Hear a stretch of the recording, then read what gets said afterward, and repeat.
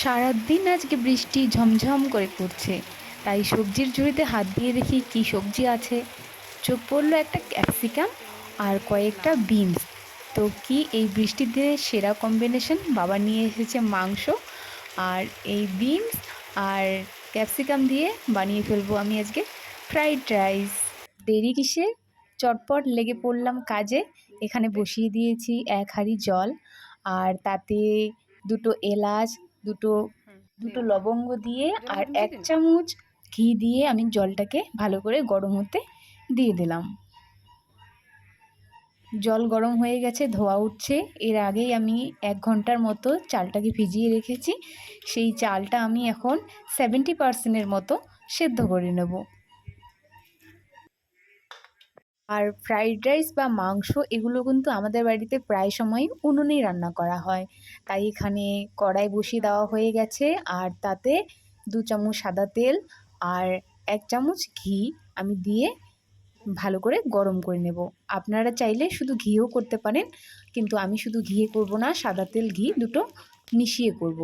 তো এই যে দেখতে পাচ্ছ এখানে গরম হয়ে গেছে। তারপর আমি আবার 3টে এলাচ, 2টো লবঙ্গ দিয়ে দিলাম আমি এই তেলের মধ্যে। এরপর আমি এটাকে গরম হওয়া পর্যন্ত অপেক্ষা করব। তো আমাদের তেল গরম হয়ে গেছে। এরপর আমি আগেই কেটে রেখেছিলাম কুচি কুচি করে ক্যাপসিকাম আর বিনস, সেটা আমি এবার কড়াইয়ের মধ্যে দিয়ে ভালো করে ভেজে নেব লাল লাল হওয়া পর্যন্ত। আমি এটাকে 2 মিনিটের মতো ভেজে নেব, যতক্ষণ না সবজিটা সেদ্ধ হয়ে যাচ্ছে। সবজি সেদ্ধ হয়ে গেছে, দেখতেই পাচ্ছ লাল লাল হয়ে গেছে। এরপর আমি এখানে কিছুটা কাজু বাদাম আর কিছুটা কিশমিশ আগে জলে ভিজিয়ে রেখেছিলাম, সেটা ভালো করে ধুয়ে আবার এই সবজির সাথে মিক্স করে একটু আমি আবার নাড়িয়ে নেব, একটু ভাজা হওয়া পর্যন্ত। তো দেখতেই পাচ্ছ সবজি আমার সুন্দর সেদ্ধ হয়ে গেছে।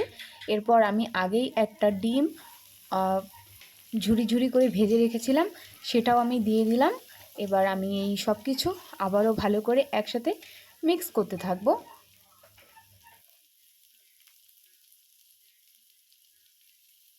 এরপর আমি দিয়ে দিলাম এখানে স্বাদ মতো নুন, আর দিয়ে দেব চিনি। নুনটা আপনারা আপনাদের পছন্দ মতো দেবেন। আর আমরা ফ্রাইড রাইসে একটু বেশিই মিষ্টি খাই, তাই আমি এখানে 4 চামচের মতো চিনি দিচ্ছি। পরে আবার আমি এক্সট্রা 1 চামচ দিয়েছি, যেটা আমার ভিডিওতে অ্যাড করা হয়নি।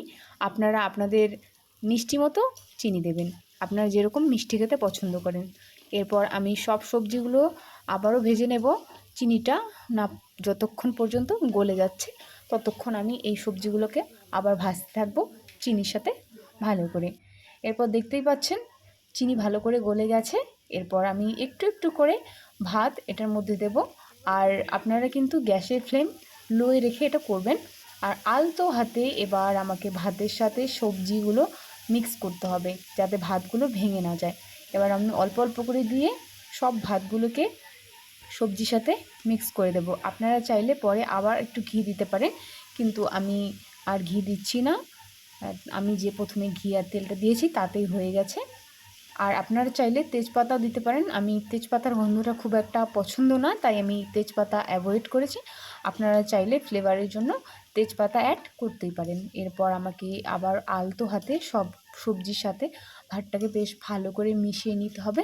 এটাকে আমি আস্তে আস্তে মিশিয়ে নিয়ে 2 মিনিটের মতো আবারও রান্না করব, যাতে ফ্লেভারটা ভালো করে ঢুকে যায় ভাতের সাথে, এই সবজি, কিশমিশ, কাজু, ডিম সব কিছু।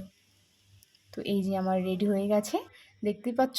আমি বাড়িতে বললাম বাবা নিয়ে এসেছিলো মাংস, তার সাথে সার্ভ করেছি, আর সাথে ছিল আলুর দম।